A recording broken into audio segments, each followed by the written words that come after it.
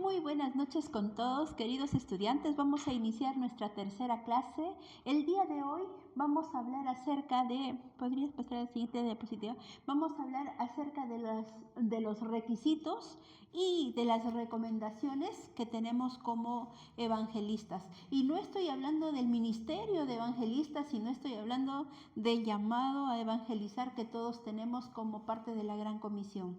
¿Ya? Entonces, vamos a ver dos puntos, los requisitos y las recomendaciones para toda persona que va a salir a evangelizar.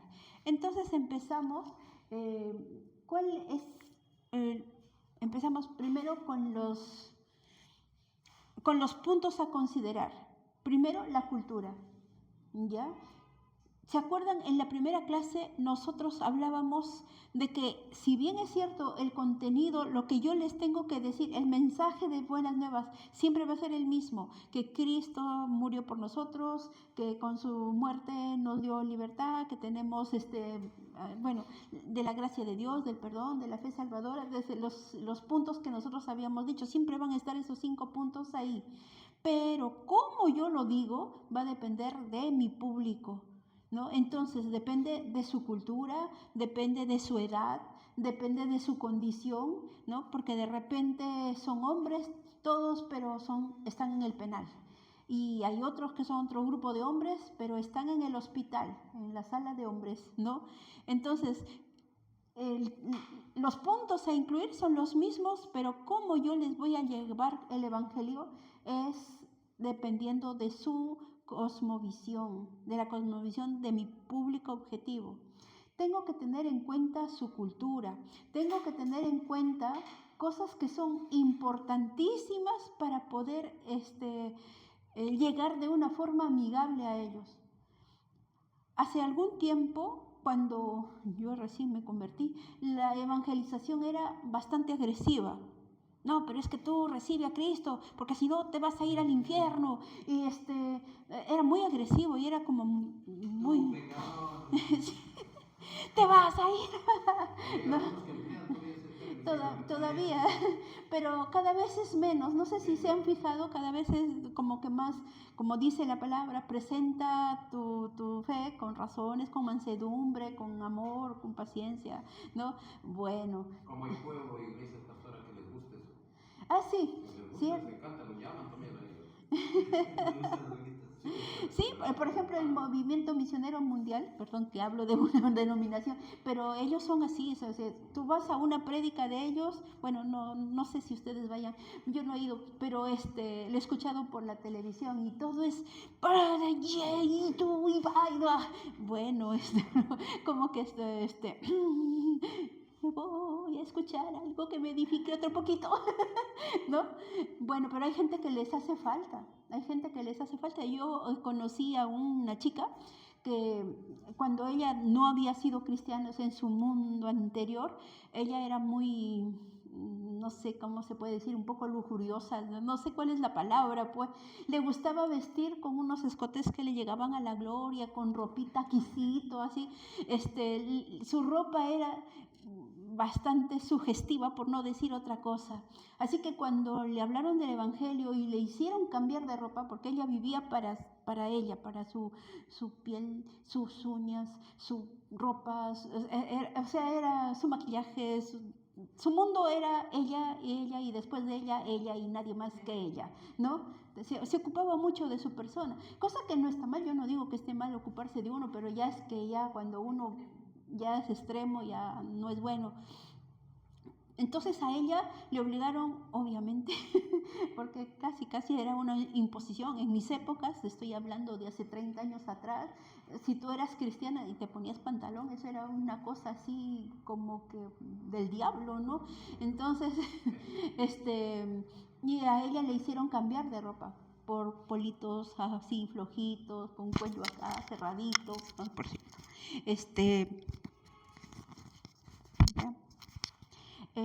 Y cuando llega a la iglesia y en la iglesia le hacen cambiar y hombres para allá y mujeres para acá, entonces para ella fue un sistema de protección, ¿no? Y ella dice, a mí me costó horrores aprender a vestirme con decencia. Pero, por ejemplo, para gente, yo, por ejemplo, yo antes de ser cristiana, vestía así como estoy ahorita, ¿no? No, nunca me gustaba la ropa ajustada, no me gustaban las ropas muy así sugestivas, me parecían como que, bueno, no, eso no es mío. Encima que mi papá me hubiera masacrado. No, la verdad es que no me gustaba. No me gustaba. Entonces, no me parecía a mí como que sea como, ay, que estoy aprendiendo a vestirme decentemente, porque ya yo lo tenía eso aprendido. Y además de ella, hubo otro hermanito, varón esta vez, ya era un hermano mayor, y él decía que tenía problemas por la pornografía. Entonces él, cuando estaba solo, consumía ese tipo de materiales. Entonces cuando iba por la calle, dice, yo veía a una chica y yo la podía ver sin ropa, ¿no? Y dice que aún cuando llegó a la iglesia, lo veía las hermanitas y se los imaginaba. O sea, su mente todavía le traicionaba porque todavía estaba en el proceso de la santificación. Y cuando le hicieron hombres para acá, mujeres para allá, como que él estuvo también protegido, ¿no? Pero para una persona decente que nunca ha tenido en su mente esas cosas, eso no es un problema. Tú ves a los hermanos, a las hermanas con santidad, con ojos, como dice la Biblia, para el que es limpio, para el que es sano, todo le es sano, ¿no? Pero para el que está medio trastornado ya no hay nada bueno, ¿no? Entonces, de verdad que hay algunas personas que sí lo necesitan, pero hay personas que no. Y la mayoría de gente que yo sepa, a menos que no hayan contado su historia, ¿no?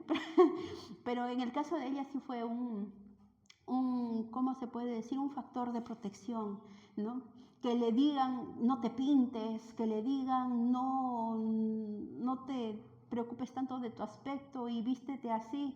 Entonces ella, como cuando empezó a dejar de usar porque su maquillaje era así, bien leonino, no sé, ¿ustedes han visto a ¿cómo se llama?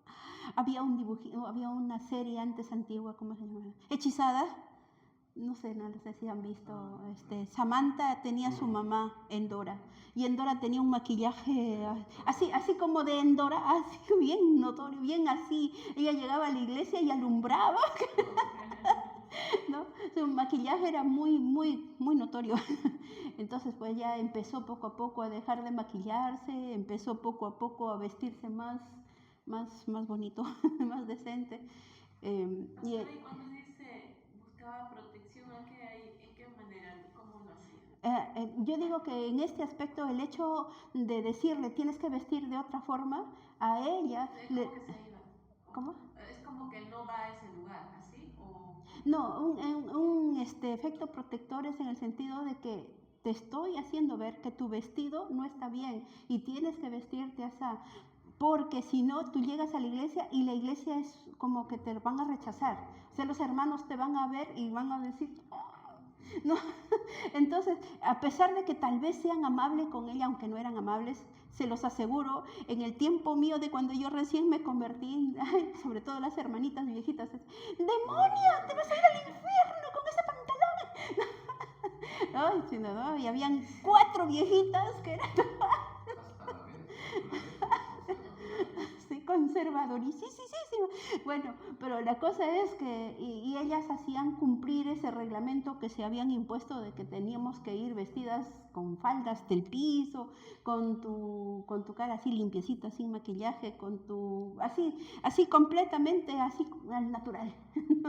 Bueno, entonces el rechazo de las personas alrededor era te vas a la iglesia, quieres saber del Señor, porque ustedes saben, cuando uno recién se convierte, lo único que quiere es Dios, más oración, ayuno, vigilia. Creo que todo el mundo nos ha pasado eso, ¿no? Y la hermanita quería saber de Dios, pero si ella llegaba con sus atuendos, la iban a mirar. Entonces eso fue para ella una obligación casi para ser aceptada en el grupo, de ponerse ese tipo de ropa. Ahora, con respecto al hermano, él nunca habló de su caso hasta después cuando se sanó. Pero yo preferiría que no hubiera hablado, porque después cuando el hermano estaba a mi lado, yo me...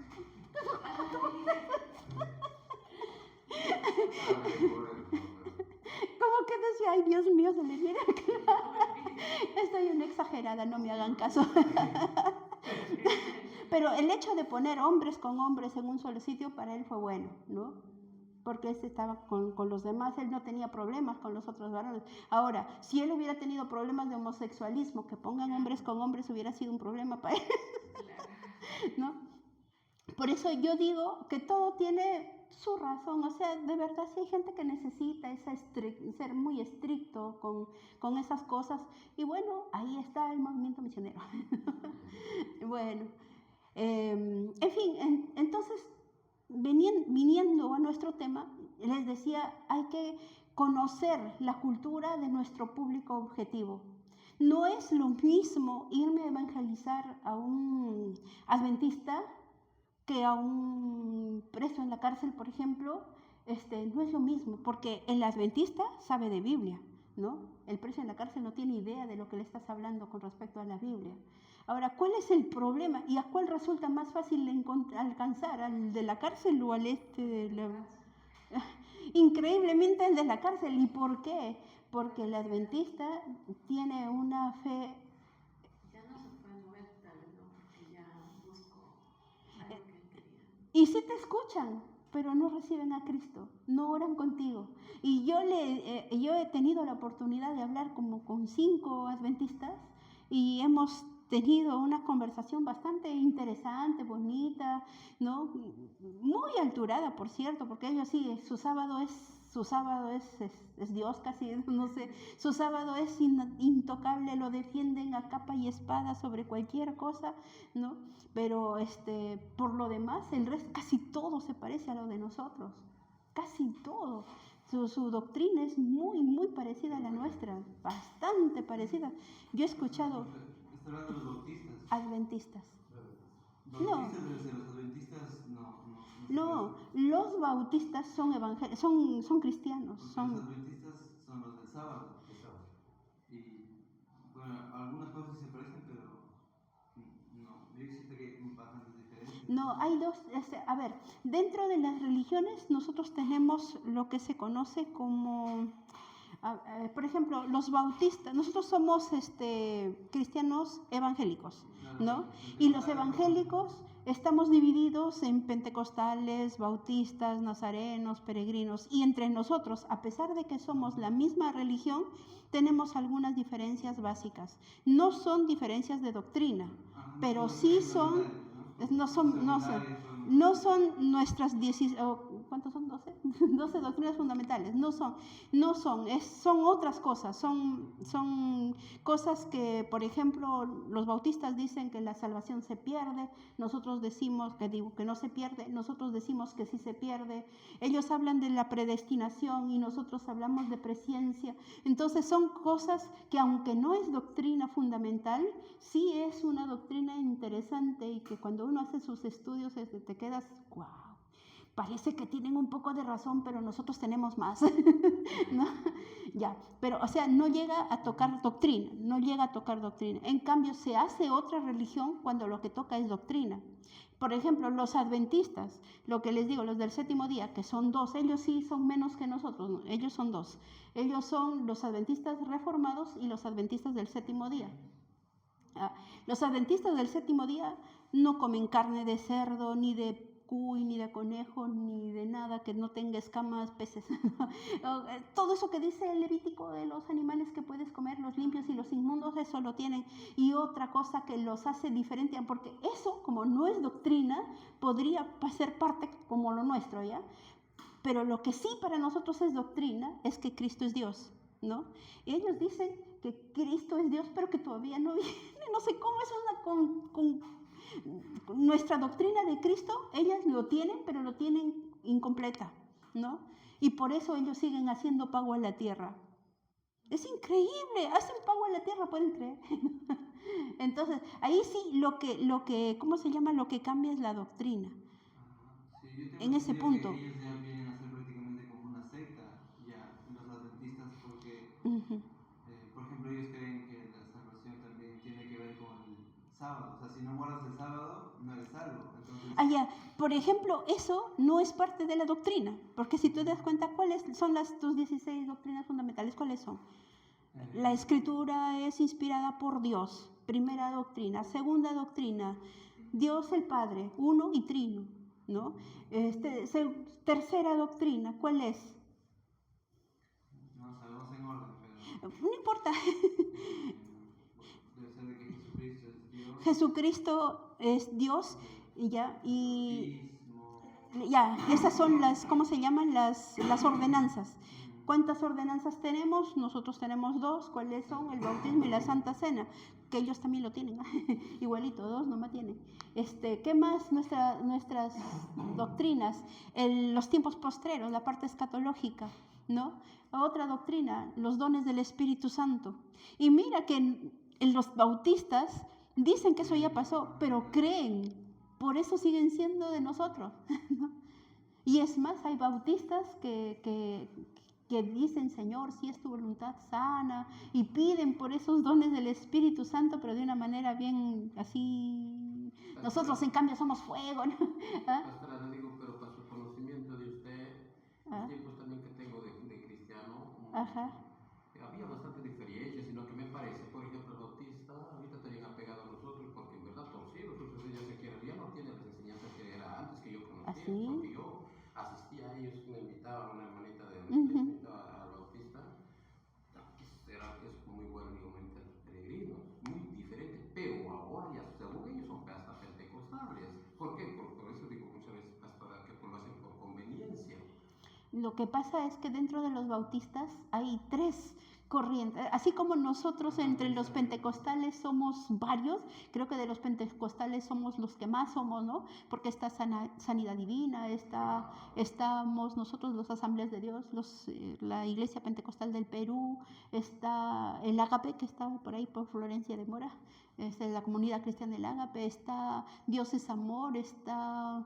Bueno, sí, el movimiento misionero también, o sea, dentro de nuestra pentecostal hay varias, ¿no? Y ya, dentro de los bautistas me parece que son 2 o 3, están los bautistas, los anabaptistas y los bautistas reformados, creo que se llama, ¿no?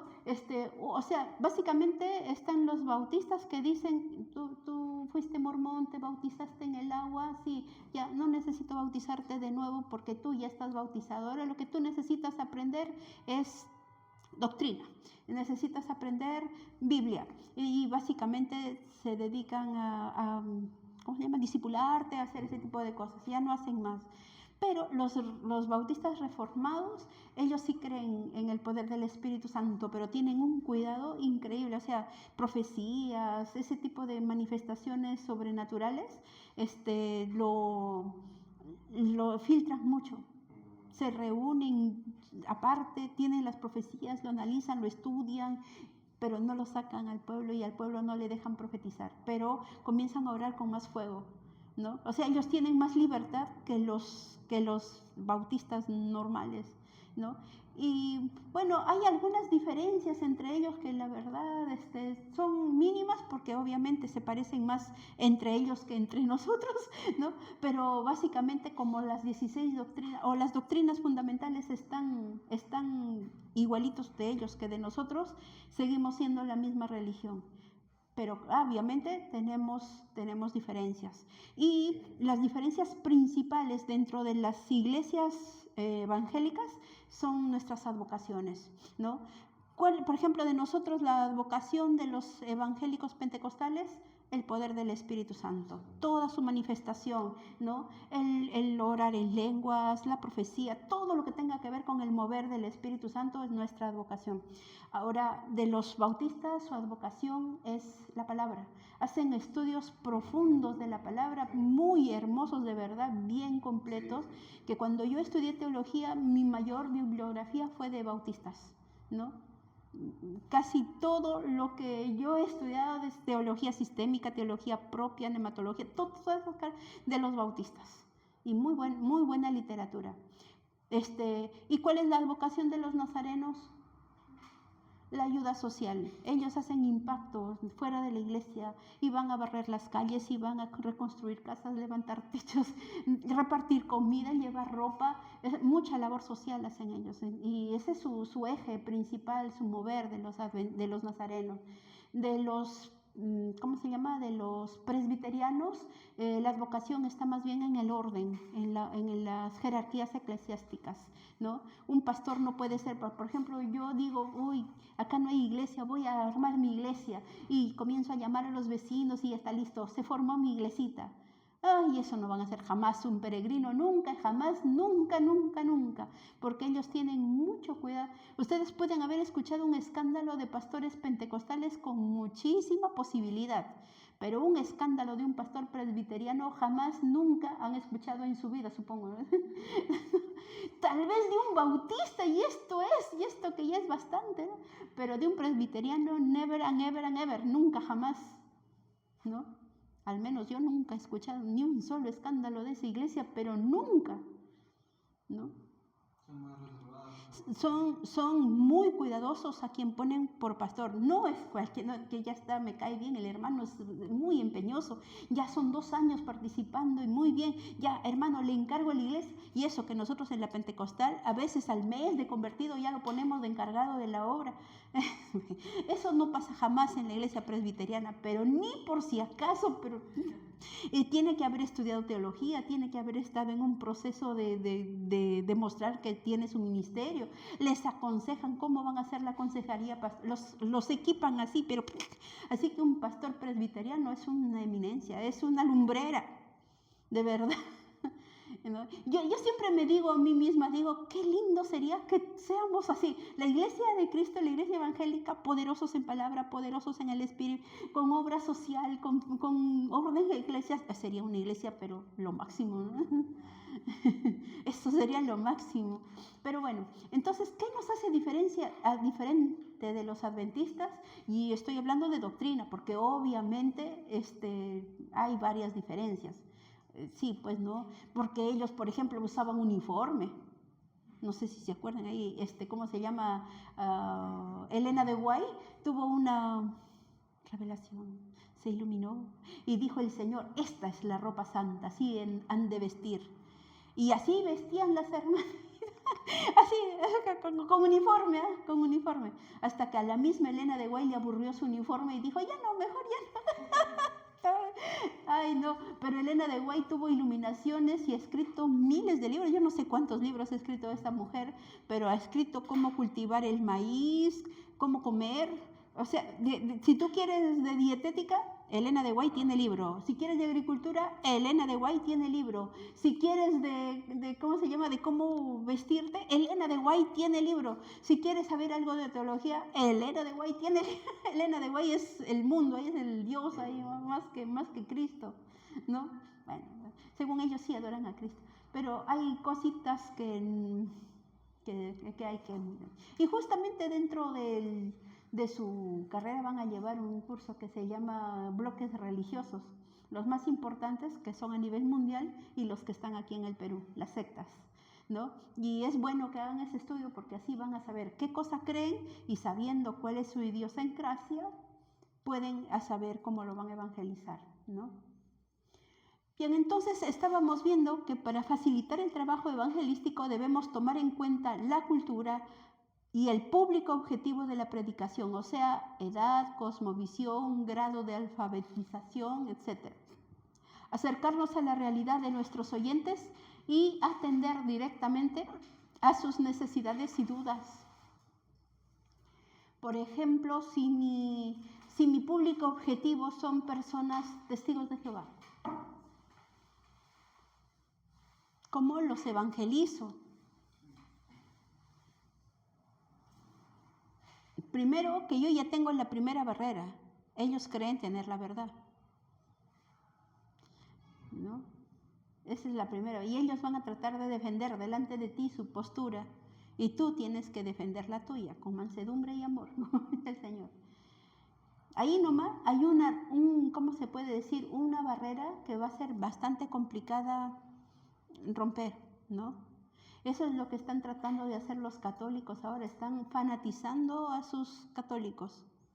Y hay católicos fanáticos, no católicos practicantes, estoy diciendo fanáticos, ¿no? Y este es un mover que aunque no es muy nuevo, ya tendrá unos 5 o de repente más, porque antes de la pandemia Ya pónganle que tenga 10 años, encabezado por personajes como el Padre Toro, no sé si han oído hablar de ese señor, de la señora Lupita. Luis Toro, el Padre Toro, un venezolano.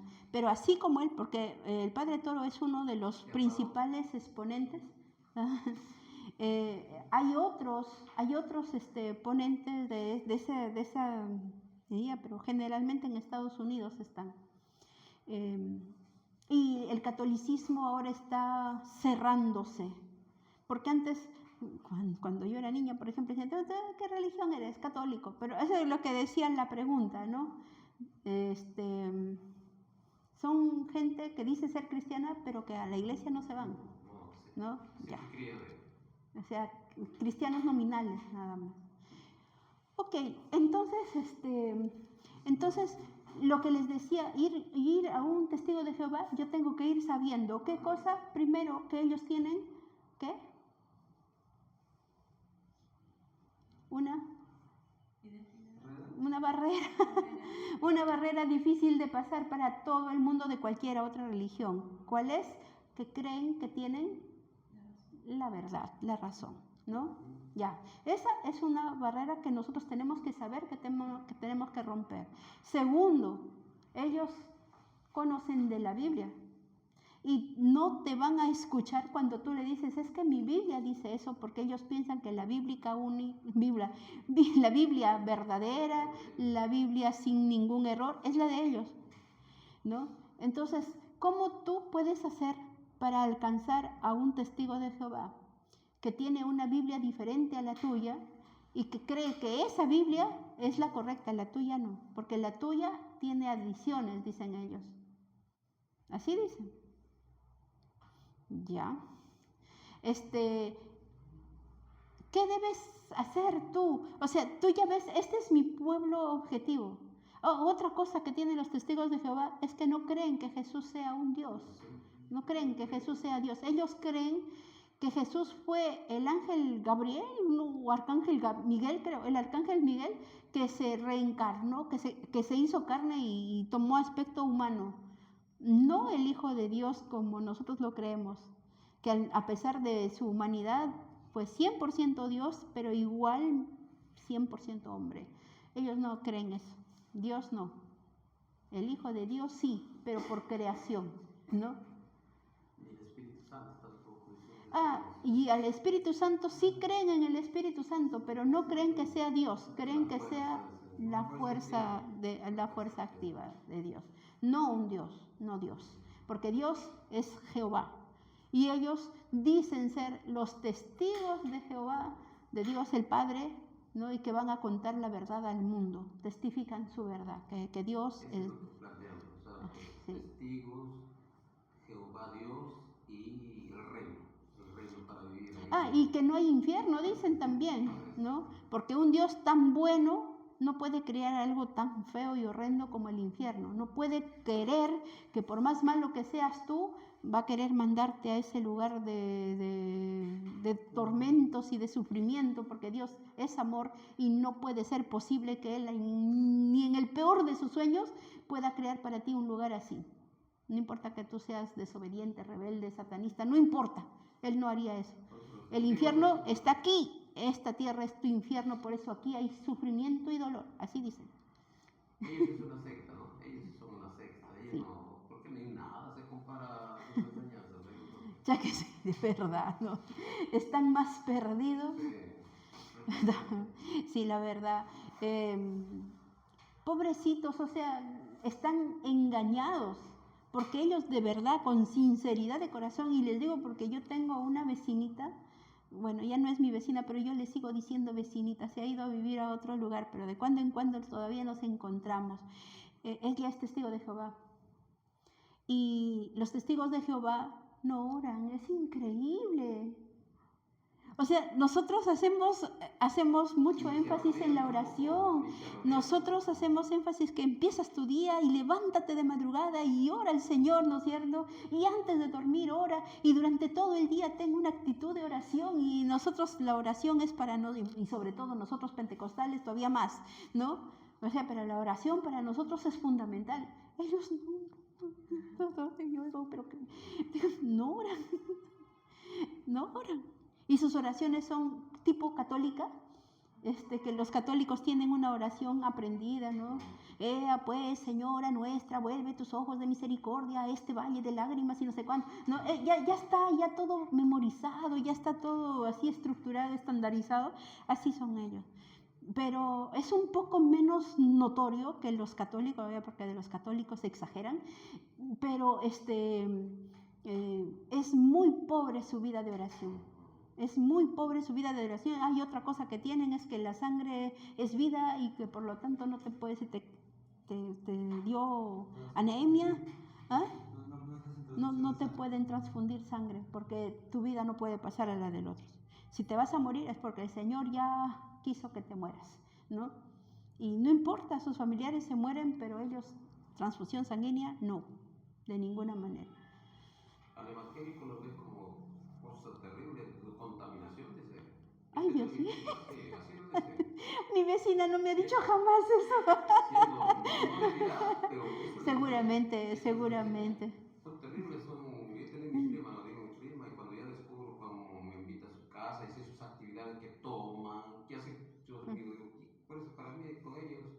Ellos tienen prohibido, por ejemplo, izar la bandera del Perú en fiestas patrias, no cantan el himno nacional, no tampoco, no celebran Navidad, ninguna festividad, nada, su vida es aplanada. En fin, qué aburrido. Pero bueno, yo, por ejemplo, miren, si nosotros queremos hacer un análisis, decimos, a ver, no celebran ningún cumpleaños, ¿eso es doctrina? No, entonces todavía podría ser de nuestra religión. A ver, ¿qué más? Dicen que Dios no puede crear un infierno porque Dios es amor y no va a creer. ¿Eso es doctrina? Eso sí es doctrina, ¿no? Porque nosotros sí creemos en el pecado del hombre, el infierno, la salvación, eso sí creemos. Entonces doctrina y te fregaste, ya no puede ser de los míos, ¿no? Otra cosa que es doctrina, nosotros creemos que Jesús es Dios, ellos piensan que no. Ya, otra doctrina. El Espíritu Santo, otra doctrina quebrantada, ya van 3, ¿no? Y con una suficiente para que ya no sea de los nuestros. Imagínate, estos tienen 3 y de repente si los seguimos analizando tienen más. ¿No? ¿No? ¿Por qué toman? Porque justo le dicen, todavía me decía, pero el primito me dice, Sí, Jesús. Cristo tomó, Sí, pero por ejemplo, eso no es doctrina. Nosotros como cristianos hemos decidido no tomar ni siquiera una copita. ¿Por qué? Por testimonio, por amor a los débiles. No porque sea doctrina, porque no hay ninguna doctrina que diga no tomarán. O sí hay, no hay. Pero esa es una decisión nuestra. Es igual que decides ponerte falda o no usar tacos o lo que sea que tú quieras hacer, que lo haces y que no importa si lo haces o no lo haces porque no es doctrina, ¿no? ¿Ya? O sea, no sé si me dejo entender. Lo que nosotros tenemos que cuidar es que la doctrina no cambie, porque una vez que la doctrina cambió, esas 16 doctrinas fundamentales, entonces ya no es de los nuestros, ya se fue, ya se alejó. Entonces, por eso nosotros, a pesar de que somos diferentes a los bautistas, a los peregrinos, a los nazarenos, porque así hay cosas que nos diferencian en cuanto a las enseñanzas bíblicas, pero la doctrina sigue siendo la misma y por lo tanto seguimos siendo evangélicos todos, ¿no? Pero, por ejemplo, los ¿cómo se llama? Los adventistas de los que les estaba hablando al comienzo, hacen pago a la tierra. Ya se fregó. ¿Por qué? Porque Dios dice que nosotros no podemos, a nadie que no sea Dios, ¿no? Dios el Padre dice que la adoración exclusiva es para Él. Y fuera de Él a nadie más, ¿no? Ni a lo creado, ni a lo que está debajo de la tierra, ni encima, ni sobre, nada, solo Él. Ya, también habló usted un poquito, ¿sí conoce esa iglesia? Claro, sí. Ya. Eso yo lo conocí hasta el fundador, el pastor, que era, ellos todavía queman los cuadros, ¿no se dan cuenta? Sí, se hacen su fogata, no sé qué. Sacar toditito sus cositas, ropa, cuadros, toditito, y si no es pecador es condenado, toditito, vas a sacar, queman los cuadros. 4 es todo, de que se arrepiente no tiene que tener Según nada de lo imágenes. que yo, así, imágenes, según lo que yo tengo entendido es que lo que queman es idolatría. Y por ahí, eso me dijo que así ellos se enseñan así. Pero falleció, igual no es así. ya falleció el pastor Sergio Mesa. muy buen siervo, era mi evangelista, pero tremendo era. Sí. Ese era el que nos crucificaba, que hablaba de arrepiéntete, te mueres, si no te arrepientes te encuentras la muerte, pero buen evangelista era el fundador de la El Mesbar. sí, muy humilde antes de que se haga esa misión, muy humilde. Nosotros traíamos en la iglesia para que predique, era buen predicador, con su esposita. Ah, Pero la pastora ya Paulina. formó eso y ya nos apartamos, porque en verdad sus doctrinas tampoco no es el movimiento que las banderas para allá, que tanto. Sí, no, sí sabe cómo actúan ellos. Sí, claro que sí. Sí he ido yo a la iglesia de ellos. 2 o 3 veces habré ido porque me han invitado a predicar ahí en la iglesia y sí he ido, ¿no? Sí conozco y sí he visto eso de las banderas que dicen a la hora de la alabanza, dan con sus panderos y con todo. Y eso es nuestra misión, las asambleas, nosotros que venimos, eso bien conservados, eso no existía antes. Ahorita que las asambleas que nos ponen de color, nosotros éramos bien conservados, pero ahorita ya está viendo en las iglesias ya. En fin, todo lo que no sea doctrina es tradición de la iglesia y bueno, se respeta, ¿no? Mientras que no transgreda la doctrina y las enseñanzas bíblicas que nosotros conocemos, entonces todo, allá tú, esa es tu forma de servir al Señor, ok, ¿no? Muy bien, entonces les estaba diciendo que cuando yo ya conozco mi pueblo, ¿cómo se llama? Mi población objetivo, entonces yo tengo que armar, ¿qué cosa tengo que armar? Un plan evangelístico, ¿no? Es decir, yo sé que ellos tienen estas creencias, yo sé que tienen esas resistencias, yo sé que voy a tener problemas en esta área, ¿no? Porque encima los testigos de Jehová se saben, no se lo sabe, lo tienen todo apuntado en su ¿qué se llama? En su atalaya, despertar, en sus libritos esos que tienen, ¿no? Y ellos lo tienen así, de memoria lo tienen, porque mira, te vas aquí en Deuteronomio versículo 5, tanto, ahí dice tal cosa, y te dicen textos sacando un significado que no tiene, ¿no? A mí me hablaron y me dijeron que a Cristo Dios lo había creado y que como su creación no podía ser Dios. Y le digo, pero ¿por qué dice usted que no? Aquí en Salmo dice, y agarró, y lo primero que creaste fue a él, fue a mí, ¿no? Y yo di mis voces y hice esto y aquello, y yo lo leí y dije, pero no puede ser. Yo me acuerdo que dentro mío, yo me como que temblando, o sea, como que, ¿qué pasó aquí? ¿Qué significa este versículo? Yo corriendo, pastor, mire este versículo, me ha dicho la hermana testigo de Jehová. Y el pastor me dice, hermana, así como mi pastor, el pastor Enrique, hermana, tranquila, mire, para poder entender, léalo el capítulo entero. Y estaba hablando de la sabiduría, no estaba hablando de Jesús. Yo, lo primero que creo fue la sabiduría. Y la sabiduría es la que clamaba y daba voces y no sé cuánto. Ya dije, está bien. me la hicieron. Así que después cuando llegaban a mi casa para predicarme, yo decía, pero ¿qué dice el resto? Pero está hablando de tal cosa. Y me decían, no, pero es que hay que entender el contexto, le decía yo. Bueno, en fin. Pero entonces ellos manejan textos sueltos, no manejan una teología como nosotros. Por ejemplo, en los institutos bíblicos, en los centros teológicos, nos enseñan a entender de una visión completa, teológica, pero completa, porque te hablan de la teología de Dios, ¿no? De Dios el Padre, te hablan del Espíritu Santo, te hablan de Cristo, pero también te hablan del contexto histórico, el mundo bíblico, por ejemplo. También te hablan de cómo tú puedes hacer un estudio bíblico por tu cuenta para hacer tu devocional personal, para hacer tu estudio bíblico personal.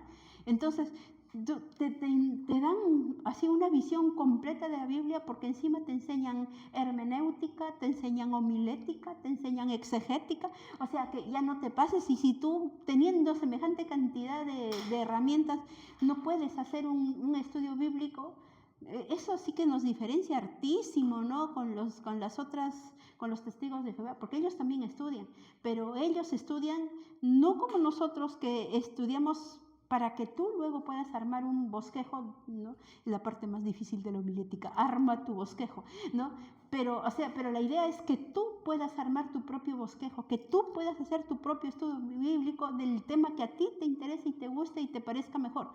Pero allá no, aquí te dicen, mira, lo que vamos a hablar hoy es de la familia. La familia es así, el versículo tal, y no te dejan a ti hacer lo tuyo. Tienes que hacer lo que dicen los de Estados Unidos, la Watchtower, la no sé qué, ¿no? Les mandan, así como los católicos que el Papa les manda los estudios y todos los domingos en todo el Perú, en la India, en la China y en todas partes se hace el mismo sermón. El mismísimo sermón en Lima, en Trujillo, ¿no? Que el Papa dice este domingo y tiene su calendario litúrgico y ya se sabe de que, claro, que el padrecito de la iglesia del San Francisco lo va a predicar más bonito que el de la Santo Domingo de repente, pero que es el mismo, la misma lectura bíblica, la misma homilía, la misma, todo. De verdad, es la misma. Y yo me acuerdo que cuando estaba en el colegio nos dejaban de tarea escribir la homilía de la, ¿cómo se llama? Del domingo. Y yo decía, tengo que hacer mi tarea, tengo que ir a la misa. Y me iba a la misa y yo dije, pero ¿y si me hubiera ido a la San Agustín? Pensé yo. Y le digo, papi, pero de repente la misa de la San Agustín está mi papá me llevaba a la misa, éramos católicazos, ¿no? Y mi papá me dijo, no, hija, la homilía es la misma en cualquier iglesia donde te vayas. Si quieres compramos. Y mi papá me llevó a comprar la homilía del mes, de todos los 4 domingos de ese mes. Yo, ¿qué? O sea, ya se sabe. Cosa que, por ejemplo, en nuestras iglesias, ¿acaso le dicen, pastor, usted va a predicar del Espíritu Santo?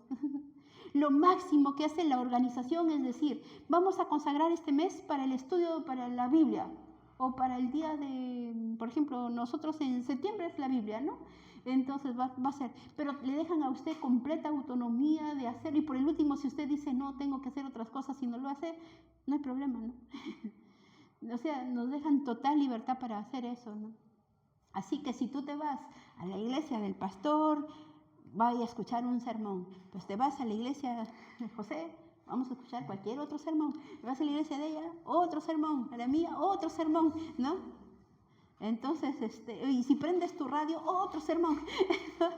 Y eso me parece bonito, interesante, porque nos dan esa capacidad de poder armar nuestros propios bosquejos, ¿no? Es interesante. Y no solamente eso, sino que en instituciones eclesiásticas como esta, por ejemplo, nos dan cursos de esta naturaleza, que no es Biblia necesariamente, pero es un curso de evangelismo, ¿no? O nos dan cursos de psicología pastoral, que tampoco es Biblia, psicología del desarrollo, que tampoco es Biblia, pero que te sirven un montón para el manejo de tu escuela dominical, para cosas así como esas, ¿no? Entonces, te hacen Ile Crecimiento, que tampoco es Biblia, pero que es parte de la administración eclesiástica. Y es interesante porque es bien útil para cuando tú seas pastor o cuando seas un copastor o algún líder en la iglesia, puedas tener herramientas para que tu iglesia funcione bien. Pero eso hace que tú seas cada vez más autónomo. Es casi como cuando te vas a la universidad. En la universidad te pasas 5 años estudiando una carrera. No, dependiendo de la carrera. Si quieres ser abogado son 6 años. Si quieres ser médico, 7. No sé, lo que tú estudies. Pero termina ese periodo de tiempo y tú sales y ya no dependes de la universidad. Y ahora tú, como dice el dicho, vas a bailar con tu propio pañuelo y vas a hacerlo, vas a ejecutar tu profesión, todo lo que aprendiste, pero con tu estilo, ¿no? Así, algo así nosotros. Es como una universidad que nos enseña la parte teológica, pero luego te deja a ti para que tú, con todo lo que te han enseñado, puedas ejercer a tu mejor criterio, ¿no? Me parece muy bonito. No te están encasillando, no te están fanatizando.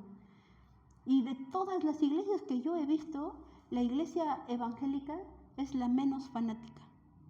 Es más, yo he escuchado a muchos evangélicos y yo misma lo he dicho, es que ser evangélico no me garantiza que voy a ir al cielo. ¿No es cierto? Porque no es la religión, sino ¿qué? ¿Qué es lo que nos lleva al cielo? Sí, la sangre de Cristo. No es por la sangre de Cristo y también por mi compromiso, cómo ando yo en obediencia o no. Entonces hay otros factores que van a determinar si voy o no a entrar al cielo. O sea que ni siquiera porque soy pastora o porque soy no sé qué, super hiper recontra internacional, galáctica, ni siquiera así, ¿no? Ni siquiera así. Nada, porque encima la gente puede mirar y ver y decir, oye, pero lo máximo esa persona, pero el corazón solo lo ve el Señor, ¿no? Y a las finales, como dice la misma Biblia, allá en el tiempo final nos vamos a llevar varias sorpresitas, ¿no? Porque las personas que pensábamos que no iban a entrar, ahí están, y los que pensábamos que no, que sí, no hay. ¿Quién sabe? Porque el Señor solo es el que pesa los corazones, y eso nosotros lo sabemos, ¿no? Porque nosotros entendemos que en la fe verdadera, como dice Santiago, ¿cuál es? La religión verdadera. Ajá. Claro, es una fe que te mueve a la obra, ¿no? Pero también como para ser salvo, lo que dice Romanos 10:13, que dice, porque todo aquel que invocare el nombre del Señor será salvo, como 19, que si creyeres en tu corazón que Dios levanta a los muertos. Por eso, eso yo tengo ya, siempre es mi fe para predicar o enseñar cualquier cosa. Claro, sí es cierto, pastor, que por ejemplo los ladrones que murieron al lado de Cristo, hubo uno que se arrepintió. No tuvo tiempo de hacer obra, porque ese rato de su muerte se arrepintió. Pero invocó. Pero invocó. Por eso, ni siquiera las obras te pueden dar a ti, ni siquiera las obras te pueden dar la seguridad de que te vas a salvar, ¿no? Porque a última hora, no sé, ¿qué tal si he sido cristiano toditita mi vida y he tenido una vida de santidad y a última hora me doy una borrachera, me caigo por ahí, me muero? Ya fui. No sé qué, ni siquiera una religión te puede dar la seguridad, solamente nuestro corazón, nuestra disposición para el Señor, ¿no? Por eso, ¿usted qué opina de la salvación, que se pierde o no se pierde? Sí se pierde. Pero eso es lo que digo. Para mí las dos cosas me da igualitito a mí, porque sí es cierto. Por ejemplo, sí, yo también estoy de acuerdo que sí se pierde, pero según nuestro criterio. Pero si esa salvación de Dios, ¿cómo saber la mente de Dios? Nosotros debemos saber el hecho de que solamente confiando en Dios, que Él, hace ratito como usted decía, nada, yo, por ejemplo, yo vivo mi vida confiando en Dios, y alabo, no sé, disfrutar de esta vida, lo que Dios me da, pero mi salvación solamente Dios sabe. Claro, yo confío, como así digo, pues, a las iglesias, diga usted, soy salvo, ¿sí? Porque dice la Biblia eso, pero ¿quién sabe su corazón, su vivencia? Sí. Eso solo lo sabe el Señor. Solamente Dios. Sí, porque claro, yo puedo decir soy cristiana y termino siendo Cristina nomás. ¿No? Sí, por eso lo que más vale, pastora, nuestra vida en el Evangelio es saber vivir y disfrutar esta vida cristiana. Amén. Si nosotros Amén. lo hacemos aburrida, lo hacemos, no dicho, extraña de nosotros, porque es muy bonito. Y lo encontré en el bautismo del Espíritu Santo. Ay, sí, qué maravilla. No recuerda toda nuestra vida. Es un antes y un después, porque parece mentira. Que dices, ¿cómo he podido vivir sin esto? ¿Cómo he podido? No, la verdad es que, de verdad, cuando Pablo dice, y todo lo pasado, todo lo que antes era mi orgullo, lo tengo por basura, porque ahora con Cristo es otra cosa, ¿no? No, claro. Entonces uno puede decir, claro, sin Cristo yo había estudiado, en ese tiempo estaba estudiando mi tercera carrera, cuando recibí al Señor. Y a mí me hacía sentir muy como, contenta, que soy una muchacha, porque mi segunda carrera la empecé a estudiar con mi trabajo de la primera, ¿no? Así, yo pagando mi carrera, yo me sentía como, qué lindo, ay, ¿no? Como estoy yo, ¿cómo se llama? Aprovechando la vida. Cuando conocí a Cristo, ¿qué carrera ni qué nada, Cristo? ¿No? Te das cuenta de verdad que no hay nada más importante, ni más especial, ni nada que no sea servirle al Señor, ¿no? Llena tu vida, la transforma de verdad. Muy bien, entonces ya les decía, armamos un plan evangelístico, es decir, ¿qué cosa, cómo hago? Por ejemplo, ¿cómo rompo yo la barrera de los testigos de Jehová o de cualquier otro que tenga una religión ya establecida? ¿Cómo lo hago? con mi grande sabiduría y mi poder de oratoria, ¿no? ¿Cómo lo hago? ¿Cómo lo hago?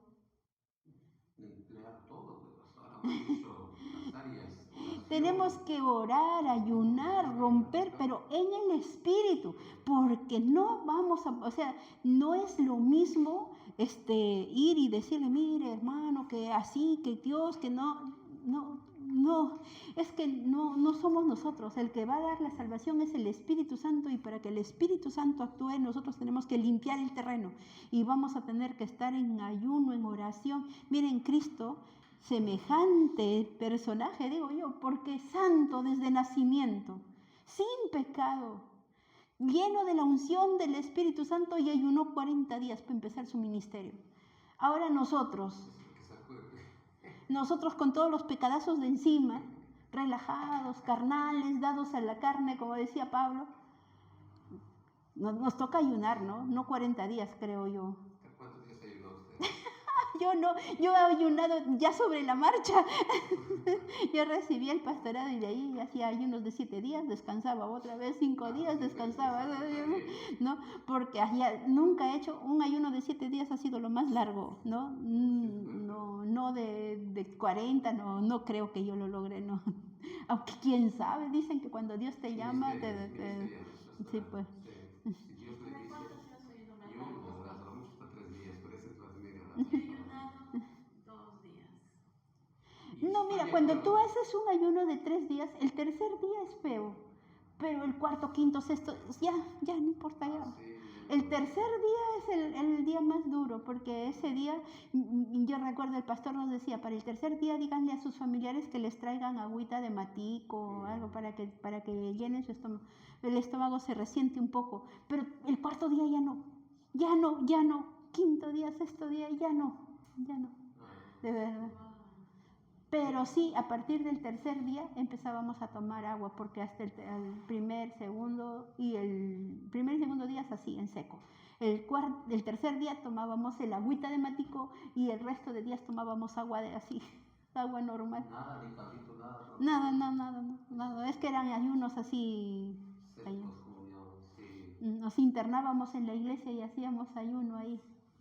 Es Esperemos. poderosísimo. Sí, Yo no estoy en contra tanto sí. del ayuno. ¿Por qué, pastora? También porque por la experiencia que he tomado, hay muchos que se abocan a eso, al ayuno, hacen muchas cosas, se vuelven locos, sino tuberculosos. Por eso yo, ¿qué opino sobre eso, pastora? De que el ayuno es muy bueno, pero hacer primero, 7, 10 es ministerial ya cuando Dios toca. Cuando Dios llama. Dios Sí. te llama, si es posible, le dice a usted, ya puede hablar. Hazme 40 días, usted lo va a hacer porque Dios está tratando. Eso es lo que decía mi pastor, decía, si Dios te llama y Él te dice, Él te va a sustentar y te va a mantener, porque no es normal que una persona 7 días esté tranquila o sin comer. Bueno, sin agua no, porque agua sí tienes que tomar si no te deshidratas y todo. Pero hasta 3 días tú puedes decir, yo ayuno 3 días. Por tu propia cuenta y porque tú quieres, pero si quieres más de eso, el Señor te tiene que respaldar. Sí, pregúntale a Dios, y si Dios dice sí, entonces sigue, ¿no? Muy bien, ahora a nosotros el pastor nos instruyó bastante interesantemente sobre el ayuno, pero volvemos acá. Entonces yo hago mi plan terapéutico, mi plan evangelístico, y yo sé cuál es mi público objetivo, y entonces yo voy a decir, voy a ayunar, voy a orar y voy a estar así. ¿Por cuánto tiempo? ¿Por cuánto tiempo creen ustedes que deben estar cuando van a ir a predicar a un testigo de Jehová o cualquier otro que tenga ya una resistencia, una barrera? Puede ser un mes, de acuerdo a lo que el Señor te diga, ¿no? Pero sí un mes mínimo, puede ser más. Pero el Señor te va a mover y te va a hacer sentir que ya estás listo. Pero no es que estás listo tú, está listo la persona que te va a escuchar, ¿no? ¿Ya? Muy bien. Pasamos a la siguiente diapositiva, por favor. Y dice, ¿cuáles son las actitudes de los evangelistas? Voy a poner para acá para poder leer. Dice, debe estar convencido de lo importante que es la misión que nos han encomendado, ¿no? Yo creo que no hay un cristiano sobre la tierra que no sepa la importancia de la gran comisión. ¿no? Aunque a veces los pobres hermanos no tienen la culpa cuando sus pastores no les enseñamos. Y ese fue el error que cometieron los misioneros cuando llegaron aquí a Trujillo, al Perú me refiero. Ellos daban todo y las ovejitas se acostumbraron a que el misionero era el que construía el templo, era el que compraba las sillas, era el que les daba su comida, les preparaba Navidad y era él proveyendo todo. Y las ovejitas no querían hacer nada, de nada, de nada. Entonces, cuando los misioneros se dieron cuenta del error que habían cometido con eso de hacerlos dependientes, empezaron a decir, hasta aquí y ya no va a haber más. Y si ustedes no lo hacen, entonces no va a haber, ¿no? No se va a celebrar el aniversario, no se va a hacer esto, no se va a construir nada más, nada. Si ustedes no lo hacen. Y entonces los hermanos comenzaron a sufrir primero y después dijeron, hay que colaborar, yo puedo hacer esto, yo puedo hacer aquello. Y recién se dieron cuenta que ellos también podían hacer. Y entonces ahí empezó la expansión, ¿no? Pero cuando uno los acostumbra a las ovejitas que todo le doy, ellos se van a sentar bien comoditos, no van a hacer nada y van a estar sentadotes como queso en maduración y no van a hacer la obra. Entonces hay que moverlos desde que están nuevitos, hay que moverlos. No lo vamos a dejar pastorear, pues, ¿no? Pero sí les vamos a enseñar. Vamos a las campañas evangelísticas, haz esto, ayudan a aquello, ¿no es cierto? Y que participe, que todos tengan una parte en el servicio del Señor, ¿ya? Y esta enseñanza de la, ¿cómo se llama?, de la misión, de la gran comisión, es algo que desde que entraron a la iglesia el primer día le tenemos que hablar, que hay una responsabilidad que es con el resto del mundo. Debe estar dispuesto a sufrir por Cristo, ¿no? Lo que dice Pablo, ¿no?, en Filipenses, ¿no?, que dice que está prisionero y en cadenas, pero todo eso está bien, ¿no? Porque es por amor al Señor. Y dice, y lo tengo todavía, dice, lo tengo por bienaventuranza, lo tengo por una cosa así, un sello de dignidad, todos estos sufrimientos, sus marcas en Cristo. Debe tener compasión por las almas. ¿Qué significa compasión? Compasión. ¿Qué significa?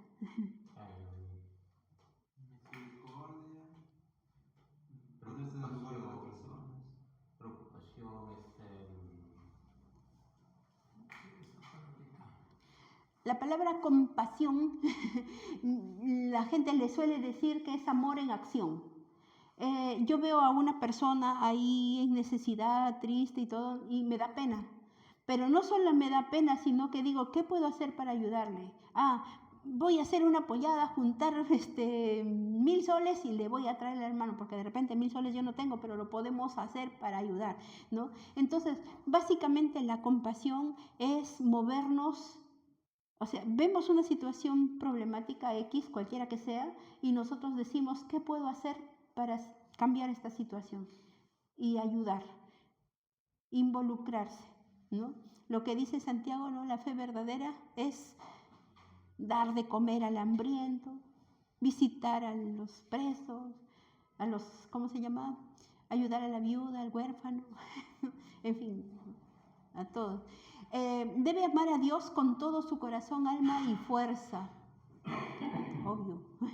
Creo que desde que entran a la iglesia nuestros mensajes van por ese sentido, ¿no? Enseñarles a la gente a amar a Dios con todo su ser. Debe ser hacedor de las Escrituras, debe aprovechar y ser valiente para hablarle a otros de Cristo, ¿no? No debe avergonzarse de ser cristiano. Debe amar las Escrituras. Aquí en esta primera parte donde dice no debe avergonzarse de ser cristianos, es importante hacerles notar que cuando una persona se va y se avergüenza de hablar de Cristo, puede ser no porque se esté avergonzando de ser cristiano, sino porque puede tener una herida de rechazo. Y se imagina que ella o él va a querer compartir del Señor, del Dios, con una persona y que esa persona le va a hacer ascos y no podría resistir el rechazo. No porque se está avergonzando de Cristo, sino porque tiene una herida por sanar. Entonces, nosotros no hay que juzgar y decir, no, tú te avergüenzas de Cristo. No necesariamente, puede ser, ¿no? Pero no, más bien puede ser que está teniendo una herida de rechazo. ¿Qué es una herida de rechazo? Una herida de rechazo es cuando la gente alrededor suyo se han burlado de ella o de él, ¿no? O por mi carácter, que soy muy tímida, o porque me decía, cuando era más niña me hicieron bullying y no soporto el rechazo de la gente, ¿no? Algo le ha pasado y eso tiene que ser sanado para que pueda seguir adelante con su vida. Entonces no hay que asumir que se están avergonzando de Cristo porque no quiera evangelizar, ¿ya? Entonces, las personas que tienen temor al rechazo y que no es que se avergüencen de Cristo, sino que no evangelizan, hay que mandarlo con alguien más. Y que ore y que interceda mientras el otro esté hablando. Y así poco a poco va ganando confianza. Va viendo que la gente no necesariamente te rechaza. Y si es que te rechaza, ¿cuál puede ser la actitud que puedas poner? Pero eso necesita ganarlo porque no lo tiene. ¿Ya? Entonces hay que involucrarlo en esas actividades y no decir, no, es que tú te avergüenzas porque tú no hablas. No hay que ser malos también. Si no quiere hablar, no hay que obligarle, paciencia hasta que se sane su corazoncito. ¿Ya? Debe amar las escrituras, obvio, si no, ¿cómo va a evangelizar? ¿Qué le va a decir a la gente? No, tiene que conocer la Biblia. Debe estar preparado para presentar defensa con mansedumbre y reverencia, ¿no? No puede ponerse a pelear con la gente. Y hay gente especial, de verdad. Yo sigo teniendo un vecino que cuando nosotros nos hicimos cristianos y nos fuimos a conversarle del Señor acá a los vecinos, decía, hoy quiero hablar contigo. Y empezaba a decirnos, sí, pero es que los cristianos aquí, que los cristianos allá. Y yo le escuchaba con paciencia lo que decía, porque yo decía, no puede ser este muchacho, ¿no? Yo sabía que la intención era hacerme enojar para yo perder los papeles y para que no me diga, ay, así eres cristiana, ¿no? Entonces yo le decía, bueno, si tú piensas así, ¿qué lo puedo hacer? O cuando me hablaba de algún otro cristiano que había hecho algo malo, yo le decía, qué pena que hayas conocido a gente así, pero es que no porque digo que soy cristiano lo soy de verdad. Yo no te vengo a hablar de mí ni de ninguna otra persona, yo solo te quiero hablar de Cristo, ¿no? Y entonces ya no sabía qué decirme y me dice, no se puede pelear contigo. Y se fue enojado, ¿no? Bueno, debe estar dispuesto a salir del templo, es decir, cuando digo salir del templo no me estoy refiriendo a irse al mundo, sino que no se debe quedar a vivir su fe dentro de la iglesia y disfrutar él solo y recibir y nunca salir a compartir con los señores en la tienda, en el mercado, en la calle, en el micro, porque el Señor nos pone ocasiones importantes, ¿no? Mi hermana Charo dice, a mí me encanta tomar taxi, porque los taxistas no tienen otro remedio. Si tú te vas a demorar media hora en el tránsito, tienes media hora para hablarle.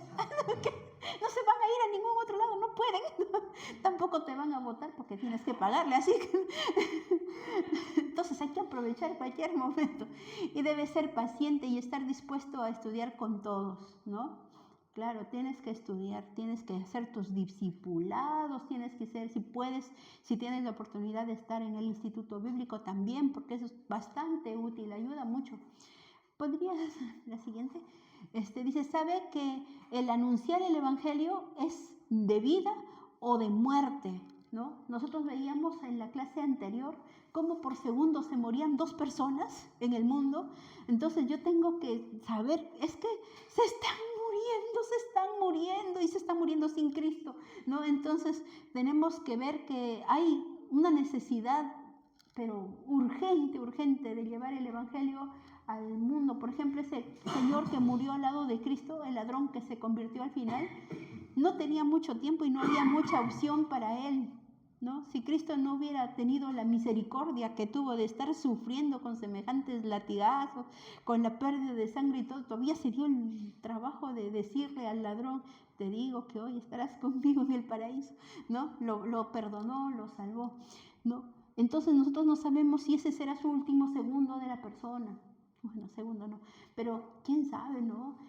Mi hermano me contó, me dijo, yo estaba en el micro, estábamos conversando con unas personas que estaban ahí. Baja del micro, así seguro, tranquilísimo como estaba, pero así, y pasa otra con se lo llevó. Y ahí dice mi hermano estaba pero asustado, así, pero estaba muy traumatizado. Decía, pero nada hacía parecer que esa persona se iba a morir.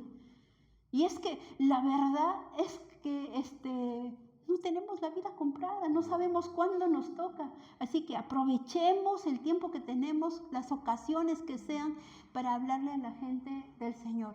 ¿No? Ahí tenemos una persona hablando en su aire libre, ¿no? Tiene convicción en la existencia de Dios, la inspiración de las Escrituras, eso sí lo tiene que saber, ¿no? Tiene que estar convencido que la Escritura es palabra de Dios. No puede decir, porque hay gente que dice que la Biblia es un buen libro. Y hasta dicen que es un libro de moral. Pero no creen que sea de Dios esa palabra. Y dicen, ese lo han escrito hombres. Sí, pues, lo han escrito hombres, cierto, pero Dios las inspiró. Y eso es algo que nosotros tenemos que estar, pero convencidos, no podemos no creer, porque esa sí es una doctrina nuestra. Es un buen ejemplo también, o sea, no puede ser una persona que esté tomando por ahí los sábados y los domingos, y yendo con otra mujer, no puede hacer eso.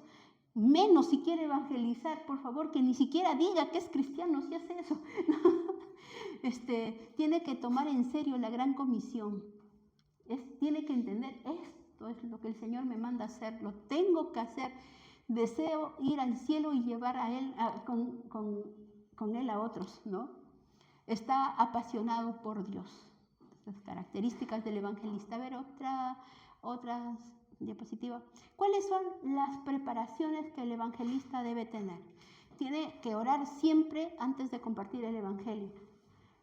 Tenemos que entender que no soy yo, no es mi capacidad de convencer a la gente, ni es mi oratoria.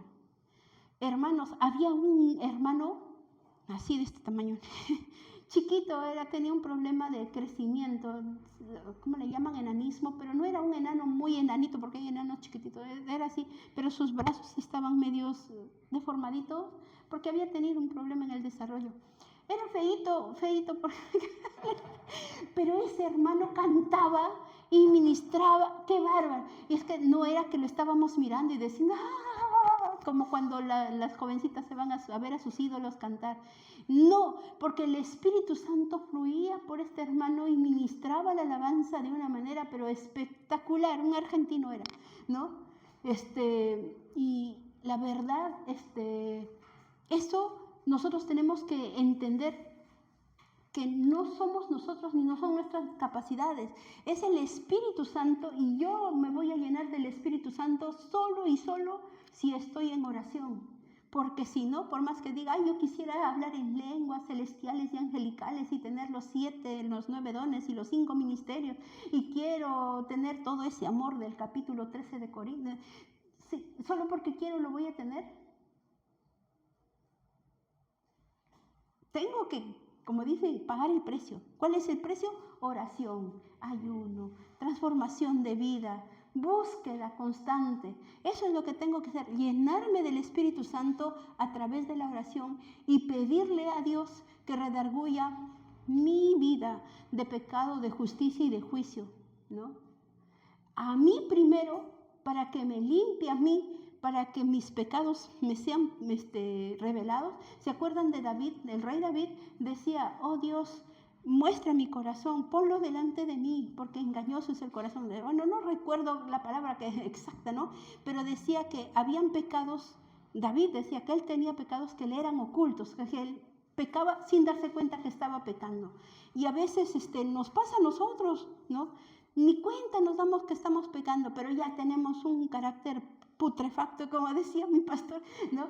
O sea, estamos enojados, gritándole al perro, al gato, hasta lo pateamos al perro y estamos hablando, Cristo te ama, ¿no? Y ni cuenta nos damos que estamos haciendo mal. Entonces, que el Señor nos corrija, a nosotros nos redarguya y después, cuando yo ya estoy limpio, cuando yo ya estoy bastante ungido, también a través de mí como canal, no por mí, yo soy lo máximo, sino porque yo soy un conducto, un canal por donde fluye el Espíritu Santo de las personas que reciben la palabra. Y entonces ellos también van a ser redarguidos, van a ser convencidos de pecado, de justicia y de juicio, ¿no? Y van a tener la convicción de la necesidad de un verdadero cambio en su vida. Pero ¿cómo yo les puedo decir tienes que cambiar tu vida y yo sigo viviendo como un zoquete por ahí?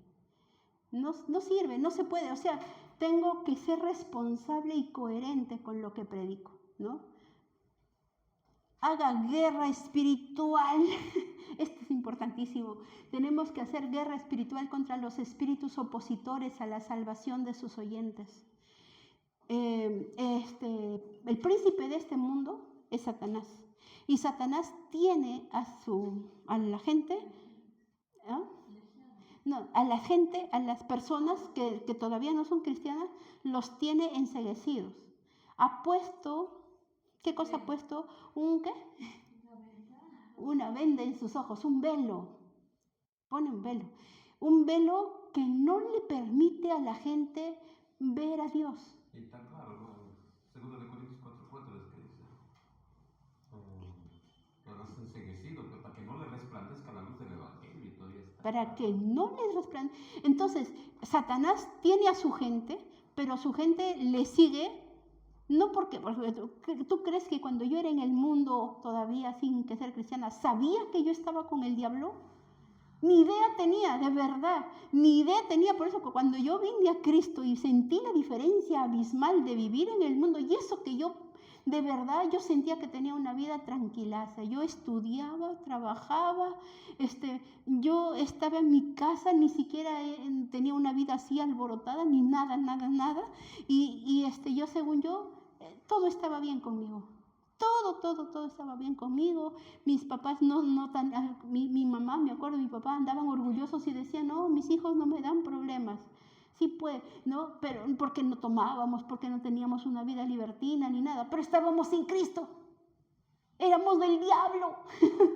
Entonces, pero la diferencia era tan notoria que yo dije, pero ¿cómo he podido vivir sin Cristo? ¿Cómo he sobrevivido? ¿Cómo? ¿No? Y de verdad es que tenemos una venda que no nos deja ver. Yo recuerdo, les cuento un poquito mi historia. Mi hermano mayor que yo, primero les cuento, somos 8 hermanos, ¿no? Y yo soy la número 7, la de la suerte. Y un hermano mayor que yo, un año, el que es antes que yo, él era el ateo en la casa. Todos los demás éramos católicos, toditos éramos católicos. Y mi hermano que decía, yo no creo en nada ni nadie. Y el ateo, mi hermano Álvaro, se convirtió al Evangelio primero que todos los demás, porque claro, nosotros teníamos la barrera esa, ¿no? Y yo les digo, y eso que yo era católica, no de esas fanáticas, pero sí me iba todos los domingos a misa. Yo no era católica nominal, yo sí asistía a la misa. Y me iba al grupito ese de los Jóvenes Sin Frontera y de la Legión de María. Menos mal que cuando me he ido las 2 veces que me fui a la Legión de María estuvo cerrado. Finalmente nunca entré. Yo de verdad que le agradezco a Dios tantísimo, porque en los Jóvenes Sin Frontera sí asistí. A la Legión de María me apunté, pero nunca pude congregarme. Y ya después, como por alguna y otra razón, ya no fui más. Entonces, que hacían los retiros, que hacían esas cosas, y yo participaba. Así que cuando mi hermano se convierte al Evangelio, yo le dije todavía, mira, antes de que seas ateo, no importa ya ahí donde te has metido, ¿no? Ya no importa, pero tú es tu vida, yo soy católica. he crecido desde chiquitita católica y me voy a morir católica, así que no me fastidies. Mi hermano me decía, vamos y vamos. Y yo, tanto mi hermano me insistió que un día le dije, ya, vamos, me voy solo para darte gusto, ¿no? Pero nunca más me vuelvo a ir contigo. Nunca más. Me fui ese día a la iglesia y me quedé. Para siempre jamás me quedé. Una diferencia abismal entre una misa y un culto. Pero, ¿qué tal diferencia? Yo no lo podía creer. Y el pastor, mi pastor, Enrique Llanos, era un hombre que tenía 3º de primaria. Ni siquiera era para decir que por su erudición o por su oratoria. Nada, Señor. El Espíritu Santo se movía en él de una manera impresionante. Yo no entendía lo que me estaba pasando, ahora sí ya lo sé, pero en ese tiempo cuando él predicó, yo lloraba y no podía contener el llanto, no podía, yo lloraba y estaba así, qué vergüenza, todo el mundo estaba escuchando la prédica y yo no sabía qué hacer, no sabía cómo ponerme, porque no me vean que estoy llorando y yo, disculpen, me voy al baño. Y me iba al baño y yo estaba, tranquilita, ¿por qué lloro? No sabía ni por qué lloro. Ya, me tranquilizaba, me sentaba. No podía. Y entonces yo decía, me voy a quedar así con mi cabeza así, para que nadie me vea. Y una hermanita que estaba atrás me dice, hermana. Y yo, sí, el Señor me dice que le diga tal cosa. Y yo me quedé, yo decía, pero esta hermana, ¿cómo sabe? Yo le había preguntado algo al Señor, ¿no? No, una soncera en realidad. Pero lo que yo había escuchado al pastor decir, que debemos pedirle al Señor en oración cualquier cosa que nosotros querramos y el Señor nos iba a dar. Y yo decía, pero ¿cómo me lo va a dar? O sea, yo me hacía mi diálogo interno, mi diálogo de gente sin fe, pues obvio, ¿no? Decía, pero ¿cómo me lo va a dar? Es decir, si yo le digo, Dios, quiero un carro, ¿cómo va a aparecer el carro? Es imposible. Entonces yo saqué mi conclusión, según yo bien inteligente, dije, seguro que es porque yo me voy a concentrar, quiero el carro, Señor, mi carro, y voy a empezar a trabajar y voy a ahorrar, pero a las finales orar solo me enfoca, pero Dios no me está dando nada, ¿no? Esa fue mi conclusión a la que yo llegaba en mis pensamientos locos cuando la hermanita me dice, hermana, yo, sí, y encima yo estaba, sí, le digo, el Señor dice que le diga que le pruebes en todo. Si tú quieres saber si Él escucha la oración, tú solo pídele algo y vas a ver cómo Él te responde. Y yo, y si antes estaba llorando, yo decía, pero ¿habría hablado en voz alta y no me he dado cuenta? ¿Cómo ella sabe lo que yo he dicho? Ay, Dios mío, fue muy impactante para mí, la verdad. La cosa es que el culto, como ustedes saben, dura 2 horas, ¿no? En ese tiempo la prédica duró 1 hora.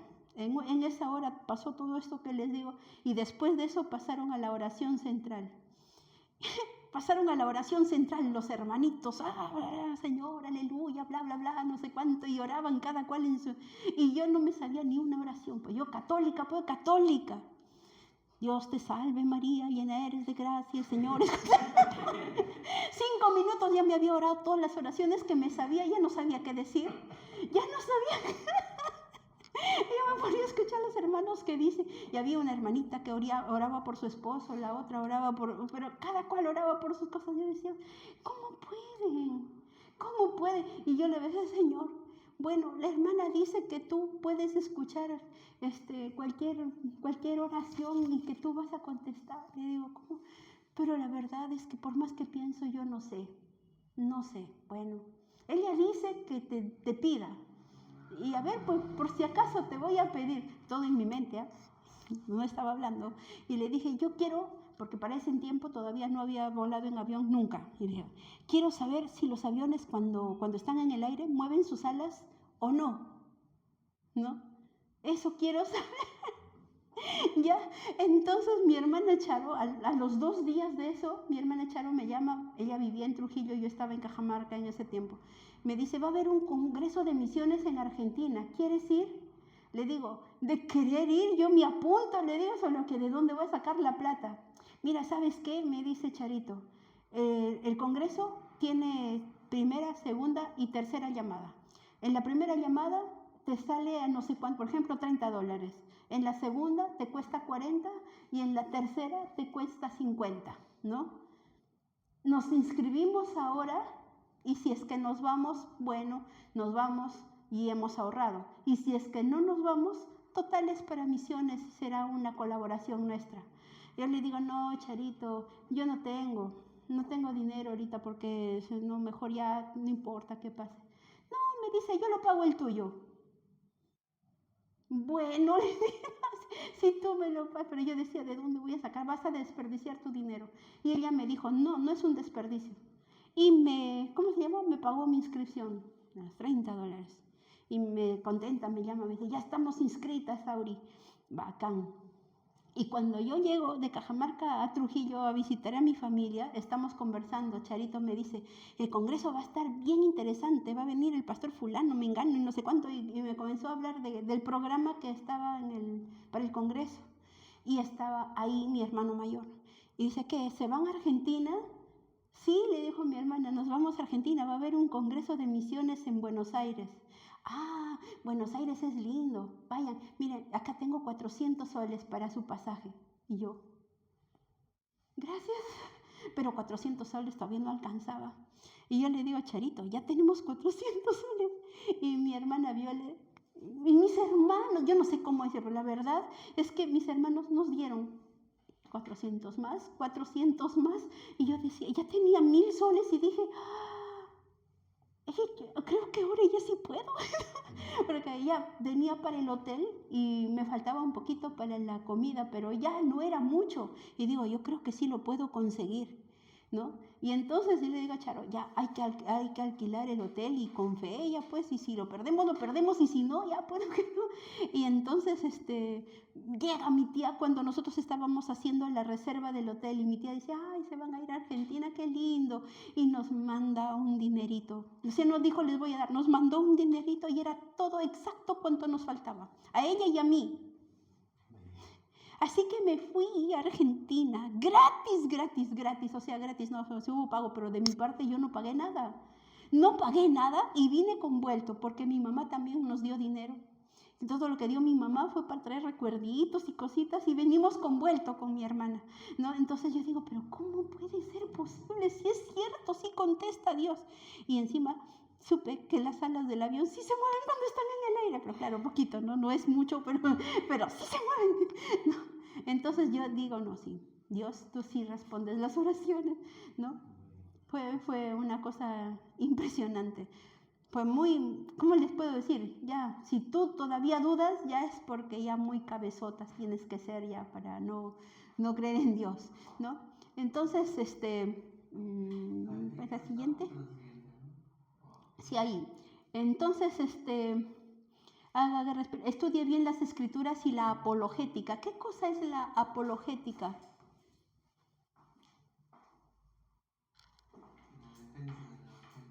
La apologética, ¿se acuerdan de Apolos? ¿No? Yo sembré, Apolos regó, pero el crecimiento lo dio Dios. Justo por ese Apolo se llama apologética. ¿Qué cosa hacía Apolo? ¿Se acuerdan?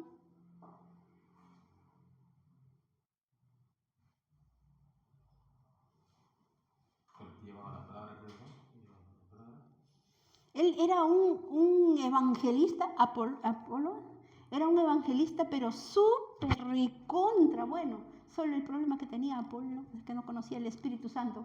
Por eso cuando llegaron los apóstoles con la doctrina del Espíritu Santo, él recibe también el Espíritu Santo y todo. Pero, ¿qué hacía Apolos?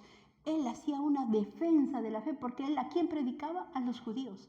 había barrera, ¿se acuerdan de la famosa barrera? Pero a él le escuchaban, a Apolos le escuchaban. ¿Por qué? Porque Apolos no solo era un erudito, sino que tenía una forma de llegar a la gente tan grande, porque obvio, conocía la cultura de la gente, sabía lo que ellos creían, ¿no? Conocía perfectamente las escrituras y encima el Espíritu Santo ahora estaba sobre él. Entonces, ¿qué es la apologética? La apologética es el arte de defender tu fe con mansedumbre y amor, ¿no? La apologética entonces es la defensa ¿de qué? Defender la fe. La defensa de tu fe, saber defender. ¿Y cómo vas a defender? Por ejemplo, nosotros tenemos todos que ser apologetas.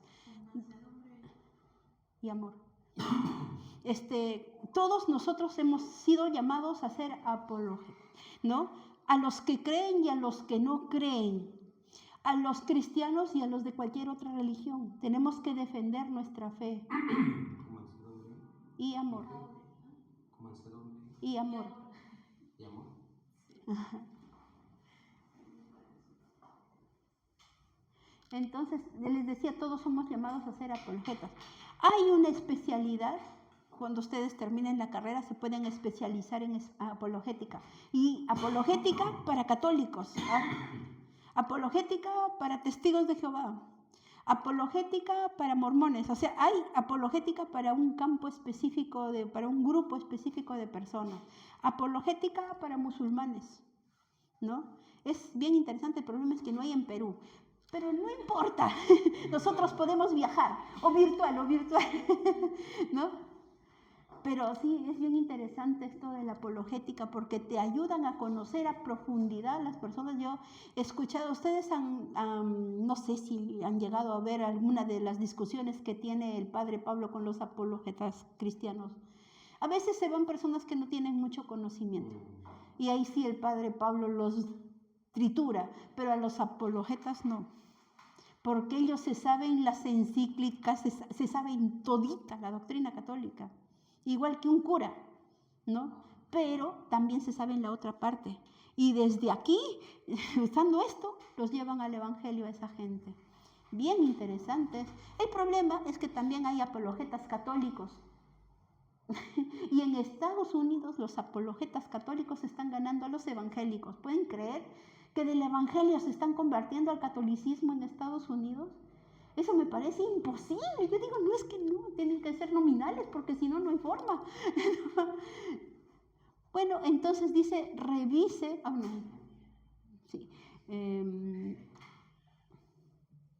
revise las doctrinas sobre la seguridad en Cristo e invite a la gente a confiar en Él, ¿no? Estas doctrinas, la doctrina de Cristo se llama cristología. No sé ustedes cómo lo tengan el nombre, ¿no? Pero la doctrina de Cristo es básicamente, sí, cristología, ¿no? Ese curso de cristología es fundamental, pero así es necesario que lo aprendan desde la A hasta la Z toditito, porque no pueden hacer apologética sin cristología. O sea, les puede fallar la nematología, que es el estudio del Espíritu Santo, o la teología propia, que es el estudio de Dios el Padre, pero la cristología nunca, ¿ya? Eso no puede. De preferencia que no les falle nada, pero este es súper importante, ¿no?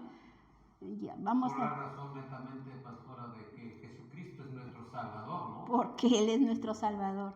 Y porque solo en Él tenemos entrada al cielo. Pues. O sea, sin Cristo estamos perdidos.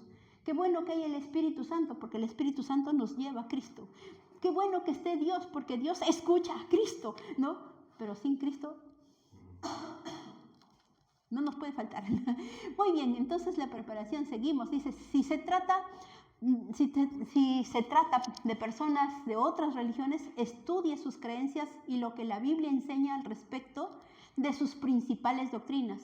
Se trata, ¿no?, de ateos o agnósticos, revise su filosofía y aprenda a rebatirlas con argumentos sólidos. ¿Ustedes han oído hablar de Alducin, Armando Alducin? Él es un evangélico, ¿no? Él es especialista, él es un apologeta para ateos y para filósofos de todo tipo. Y cuando uno le escucha hablar a Lucy, cómo refutan las creencias de todos estos filósofos. Y ahí está Nietzsche que dice no sé cuánto, y ahí está el fulano, ¿no? Él sabe mucho de eso. Pero para ser apologeta, ¿qué necesitas? Conocer el otro lado. Necesitas conocerlo a profundidad, porque si no, no puedes ayudarlos a salir. Hay gente que es muy superficial, y entonces no importa tanto, pero hay gente que sí está bien metida con zapatitos y todo, metidos en esas doctrinas, en esas filosofías. Entonces tenemos que conocer para poder ayudar, ¿no? Use argumentos científicos o incluso los dichos de sus propios escritores, artistas o filósofos locales que sean acordes a las escrituras. Por ejemplo, cuando Pablo se fue a Atenas, vio un altar que decía al Dios desconocido. ¿Y qué dijo Pablo? Utilizando su propia estatua, dijo: ustedes sin querer están adorando al Dios verdadero, al que nadie conoce, y yo los vengo a presentar, ¿no? ¿Qué estaba haciendo? ¿Quién era el Dios desconocido? ¿Ustedes se saben eso? Resulta que esta gente, los que tenían esta religión, de los romanos me refiero, en este caso eran griegos, tenían un Dios desconocido. Ellos tenían dioses: Dios de la guerra, Dios del amor, Dios de la casa, Dios de la lluvia, Dios de la muerte, Dios de todo, tenían dioses para todo, ¿no? Pero ellos creían que había un Dios que nadie conocía, ¿no? O sea, qué cosa rara, ¿no? Igual que los incas, que creían en el sol, luna, estrellas, tigres, culebras, pero además había un Dios que hizo a todos, el famoso Huiracocha, ¿no? Entonces, esa conciencia de un Dios más grande que todos los demás ha estado siempre rondando por ahí, porque claro, Dios escribe su ley en la tabla de los corazones humanos. Entonces, resulta que cuando ellos, por ejemplo, ocurría una desgracia, los moches, por ejemplo, cuando venía un fenómeno del niño, ¿qué hacían? Sacrificaban a una doncella para que los dioses se apacigüen con la sangre de la Virgen, ¿no? Ya, pero y a las finales se terminaba se terminaba la desgracia. Hasta que vino ese fenómeno del niño que los acabó, que duró 50 años, y por más que sacrificaron montones de jovencitas, nada, el fenómeno del niño siguió y ellos tuvieron que huir. Es decir, la cultura moche fue la única cultura que se desapareció sin que hubiera un enemigo que los destruya, ¿no? A los incas los destruyeron los españoles, a los chimús los destruyeron los incas. O sea, a las finales había otra cultura que los vencía, pero a los moches no. A los moches los destruyó Dios con un fenómeno del niño trágico fue. Si hasta ahora están las quebradas que se activaron en esa época, por allá por Paizán, Azcope, Chocope, toditito eso, donde han estado la huaca del brujo, la huaca rajada, casi, ¿cómo le llaman? Tapada, no sé, con el lodo vino, y a las torres que eran así, ahora se ve una puntita. Ustedes cuando van al valle, ¿han ido al valle? ¿No han visto las huacas que son un pedacito, se ve chiquitito? Eso está tapado, porque son casi 2 metros, más metros son, que está el barro todo ahí tapado.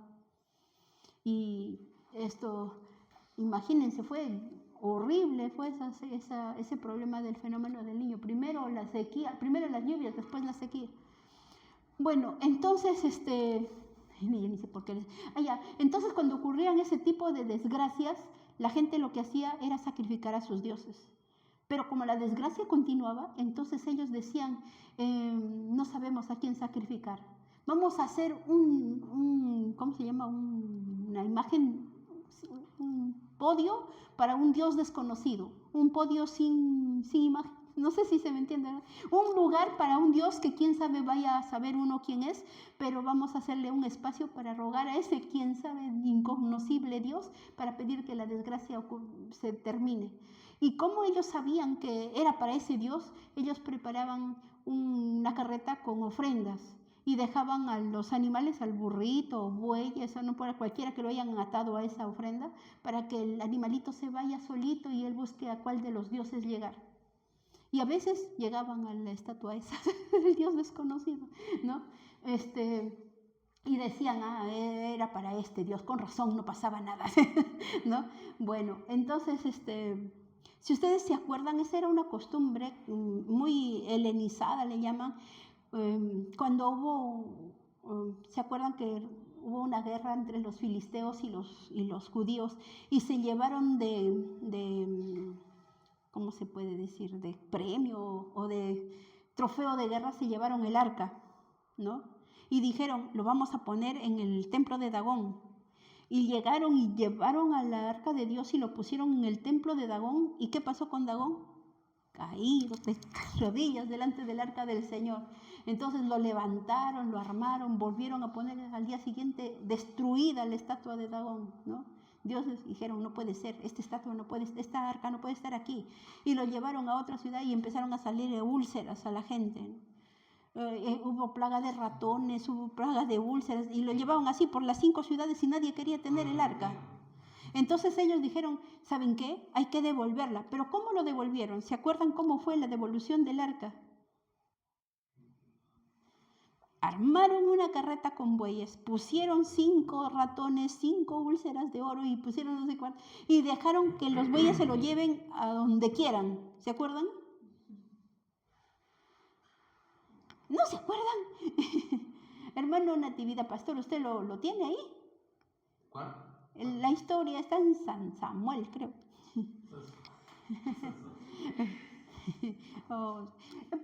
Es que ¿cómo se llama? En el San Google, por favor, búscalo, devolución del arca de Dios, o los filisteos devuelven el arca de Dios. ¿Cómo se llama? Porque esa partecita es útil para la parte del Dios desconocido, para entender la figura.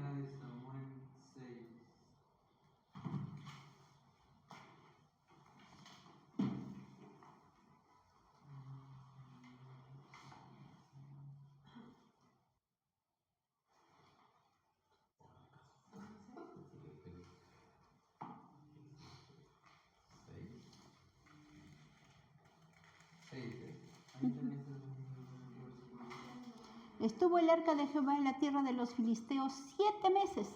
Entonces los filisteos, llamando a los sacerdotes y adivinos, preguntaron, ¿qué haremos del arca de Jehová?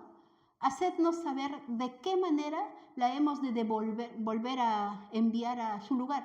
Ellos dijeron, miren, y este es el método que quiero que vean, porque esto de lo que les estoy contando del Dios desconocido no es algo que era algo popular, ¿ya?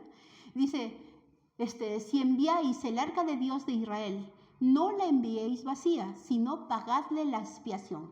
Entonces seréis sanos y conoceréis por qué no se apartó de vosotros su mano. Y ellos dijeron, ¿y qué será la expiación que le pagaremos? Ellos respondieron, conforme al número de los príncipes de los filisteos, 5 tumores de oro y 5 ratones de oro, porque una misma plaga ha afligido a todos vosotros y a vuestros príncipes. Haréis pues figuras de vuestros tumores y de vuestros ratones que destruyeron la tierra. Y daréis gloria al Dios de Israel. Quizá aliviará su mano de sobre vosotros y de sobre vuestros dioses y de sobre vuestra tierra, porque endurecéis vuestro corazón como los egipcios y Faraón endurecieron su corazón. Después que los había tratado así, no los dejaron ir y se fueron. Haced pues ahora un carro nuevo, y aquí presten atención, o sea, el carro no se iba vacío, se iba con una ofrenda, un pago de una expiación. Dice, ahora pues un carro nuevo y tomad luego 2 vacas que críen, o sea, 2 vacas que estén dando de lactar, ¿no? 2 vacas que críen, a las cuales no haya sido puesto yugo, y uncid las vacas al carro, y haced volver sus becerros detrás de ellas a casa. Tomaréis luego el arca de Jehová, y la pondréis sobre el carro, y las joyas de oro que le habéis de pagar en ofrenda por la culpa, las pondréis en una caja al lado de ella, y la dejaréis que se vaya. Miren, o sea, nadie iba a conducir eso. Las vacas nunca habían cargado un carro en su vida. Eran vacas que nunca le habían puesto yugo, ¿no? Entonces, dice, y encima estaban con hijitos, con crías. Bueno, las crías se iban a quedar, las vacas nomás se iban a ir con el carro. Y luego dice, y observaréis si sube por el camino de su tierra a Bet-Semes. Él nos ha hecho este mal tan grande, y si no, sabremos que no es su mano la que nos ha herido, sino que esto ocurrió por accidente, ¿no? Entonces ellos dicen, ¿sabes qué? Van a poner el arca de Dios, lo van a poner en un carro con vacas que críen, y los van a dejar sueltos. Y si las vacas toman el camino a Jerusalén, allá a su tierra, entonces sabremos que fue Dios el que nos está castigando y ahora se está volviendo a su casa, ¿no?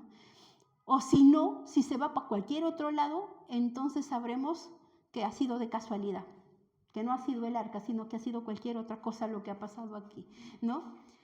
Y aquellos hombres lo hicieron así, tomando 2 vacas que criaban, las uncieron al carro y encerraron en casa sus becerros. Luego pusieron el arca de Jehová sobre el carro y la caja con los ratones de oro y las figuras de sus tumores.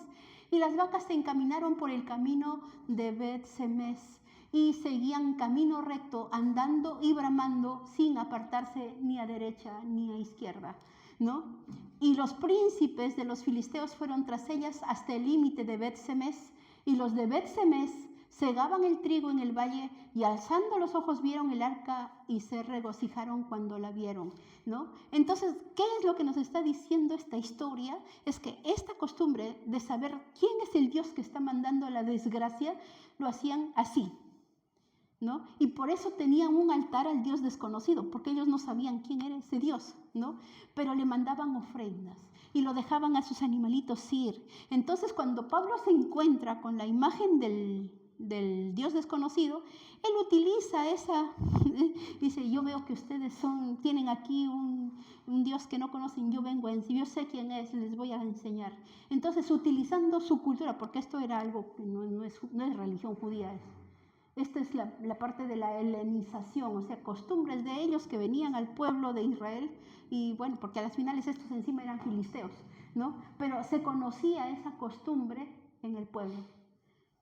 Entonces, ahora sí, vuelvo al tema y les digo, dice en la diapositiva que nosotros debemos coger las costumbres, las tradiciones, sus poesías, su cultura, cualquier cosa que a mí me ayude a presentar el Evangelio. Dice, use argumentos científicos o incluso los dichos de sus propios escritores, artistas o filósofos locales que sean acordes a la Escritura, ¿no? En el caso de, por ejemplo, de Pablo con su altar del Dios desconocido, 5 estrellas, ¿no? Entonces, si va a usar material de apoyo, por ejemplo, Biblias, películas, etcétera, asegúrese de que sea cristiano y cristocéntrico, porque hay películas que dicen que son cristianas. Yo no sé si ustedes han visto, en Semana Santa suelen poner la vida de Cristo y te presentan, entonces, a Dios, a Jesucito de niño sanando un pajarito, y uno se queda así como... hace un tiempo pusieron una película que se llamaba Noé.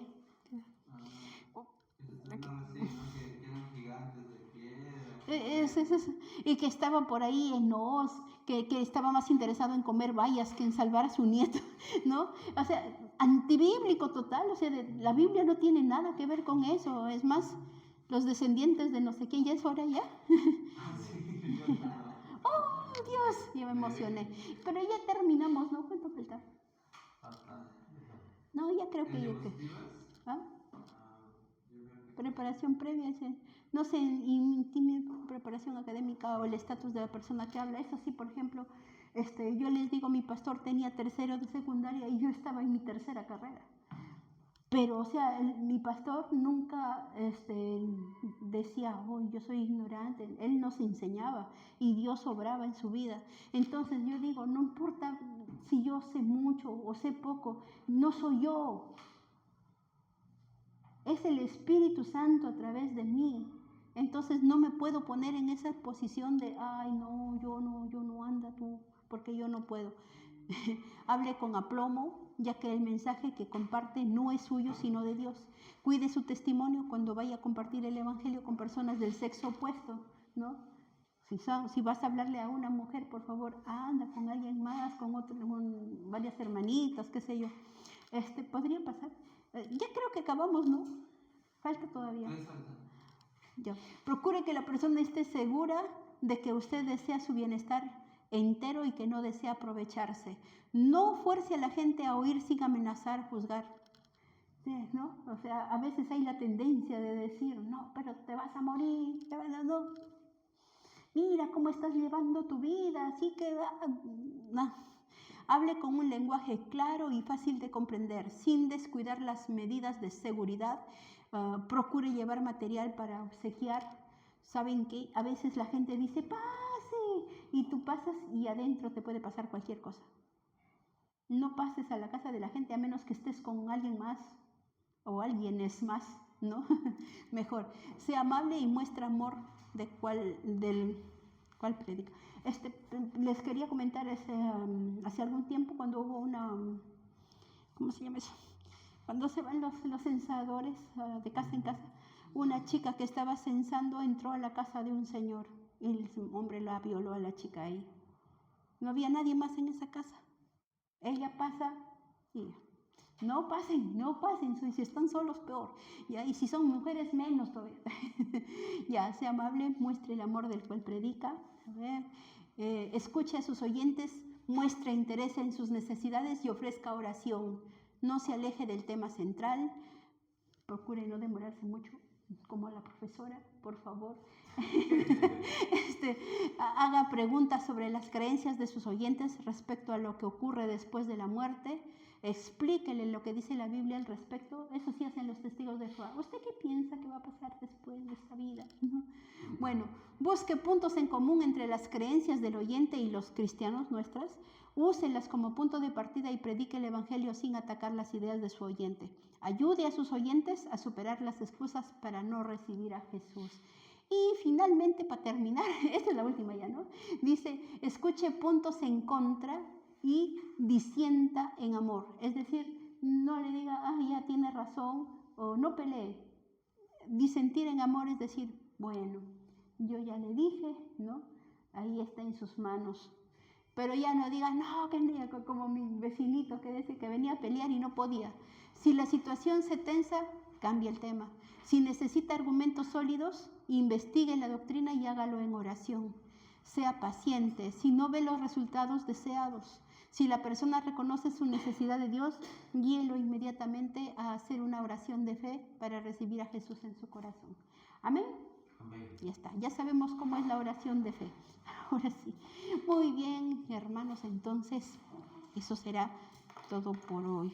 Vamos a orar para despedirnos. Amén. Amén, rapidito. Hermana Pili, ¿podría orar, por favor?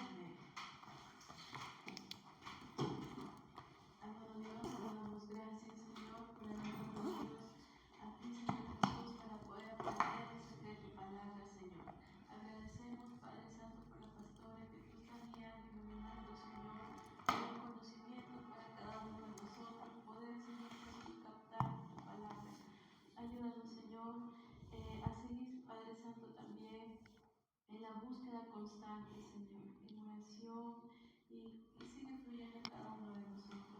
Gracias, llévanos, Señor, a nuestros hogares con bien y fortalécenos cada día. Amén. Amén. Muchas gracias, hermana.